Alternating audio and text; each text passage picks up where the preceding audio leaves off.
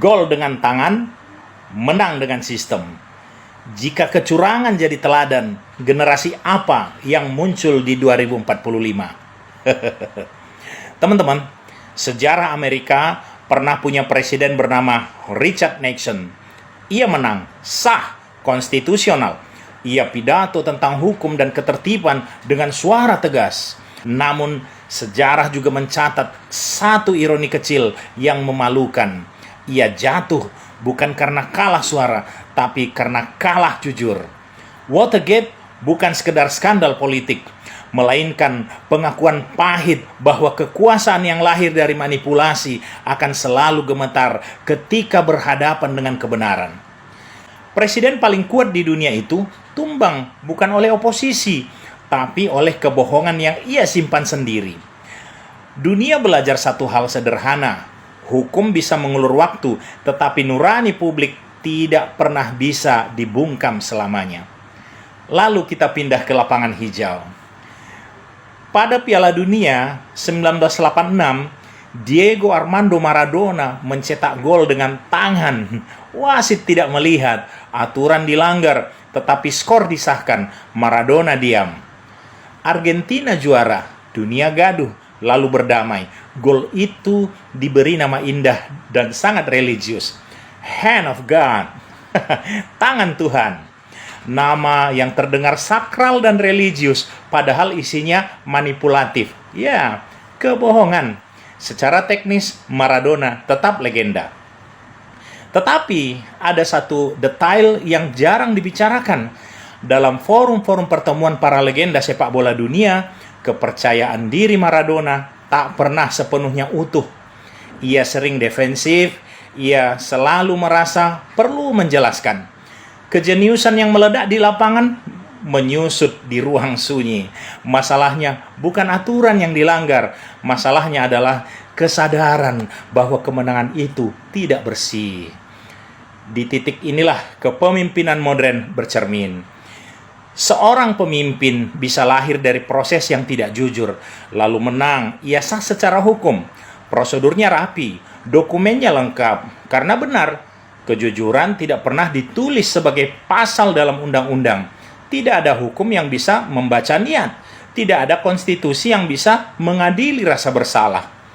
Maka lahirlah absurditas besar sebuah negara. Pemimpin hasil manipulasi memimpin pendidikan karakter.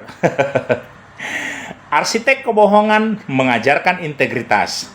Pemenang dengan tangan terangkat menyerukan fair play. Dan publik diminta menganggap semuanya normal. Disinilah pertanyaan yang tidak nyaman harus disisipkan, bukan disembunyikan. Akankah generasi emas 2045 lahir dari sistem dan model yang terlihat bertolak belakang dengan fondasi karakter emas yang dimaksud? Lantas generasi apa yang muncul? Pertanyaan ini bukan retoris, ia adalah cermin karena anak-anak tidak belajar karakter dari modul, tetapi dari contoh nyata yang dilakoni kekuasaan. Mereka melihat dengan mata terbuka bahwa kejujuran kalah cepat dari kelicikan, integritas kalah kuat dari rekayasa, moralitas kalah efektif dari manipulasi yang sah.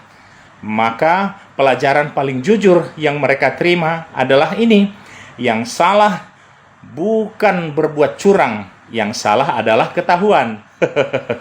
Inilah kurikulum tersembunyi paling kejam dalam sejarah pendidikan karakter.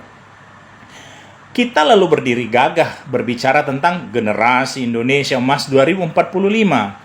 Kita menyebut moral, integritas, dan nilai luhur sambil berdiri di atas fondasi yang kita sendiri tahu sudah retak sejak awal. Kita berharap emas lahir dari tanah yang dicemari kebohongan dan sering pembenaran. Seolah karakter bisa tumbuh subur di atas teladan yang busuk.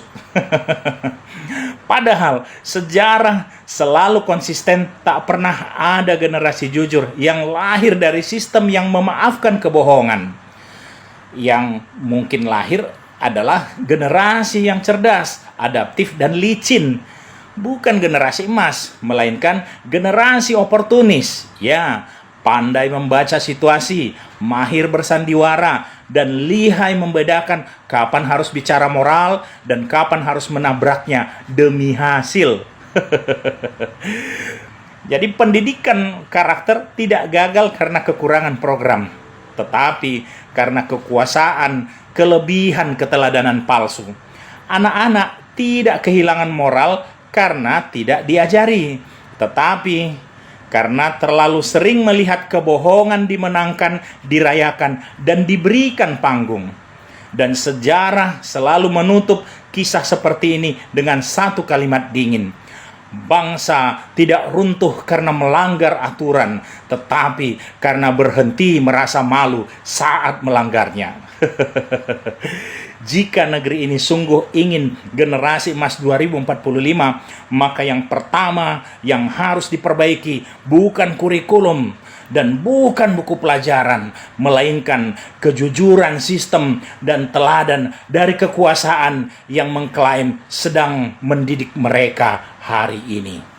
Itu saya Engran Silalahi, guru peradaban Indonesia dari Sumatera Utara.